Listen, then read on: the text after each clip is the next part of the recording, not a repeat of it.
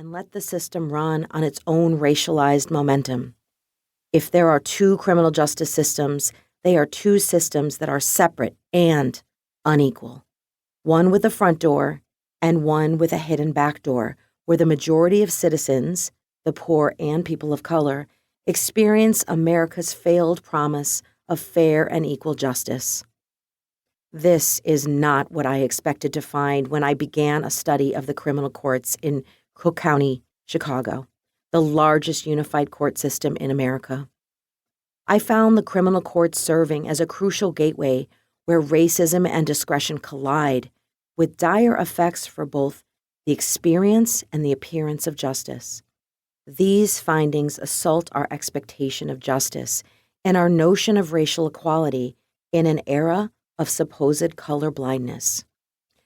Michelle Alexander's book, The New Jim Crow: Mass Incarceration in the Age of Colorblindness, is one of the most recent works that has generated public and scholarly interest in mass incarceration and its dire effects on communities.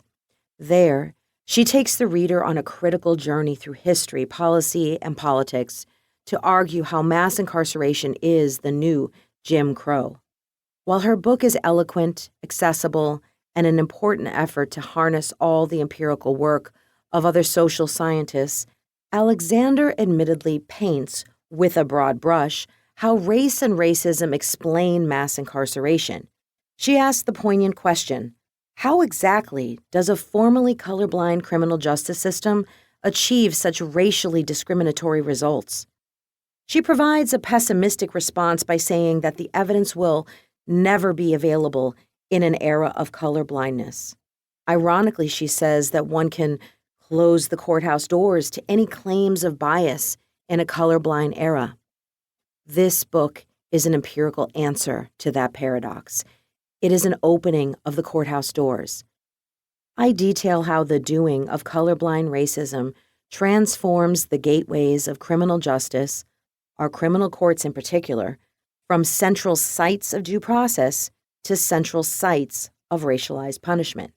I show how extreme racial punishment embeds itself in process, not just in sentencing outcomes or in locations of punishment like prisons, but in due process procedures that appear infallible to legal scholars, policymakers, and the general public.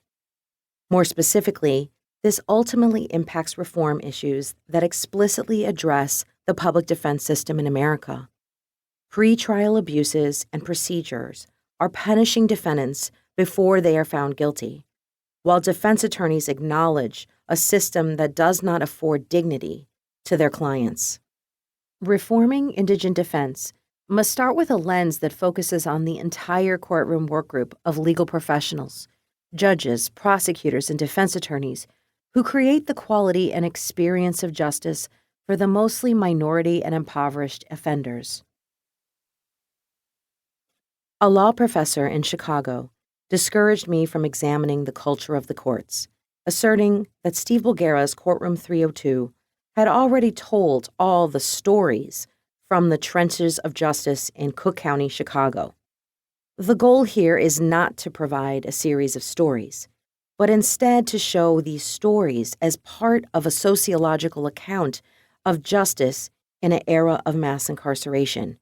In other words, I seek to provide an empirically based, theoretical framework to understand how these stories aggregate to a larger sociological count of how our courts operate and how racism serves as an essential function. This research began 15 years ago as an ethnographic study of the Prosecutor's Office and the Public Defender's Office, where I clerked and participated in their respective cultures.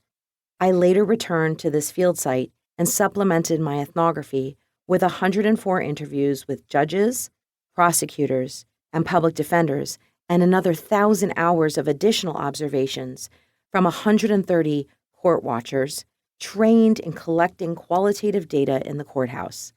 This ambitious court-watching effort took 2 years to complete. It is upon this robust data set that I build an empirical account of racism in our criminal courts. While the book assumes a narrative style, let it not distract from the data.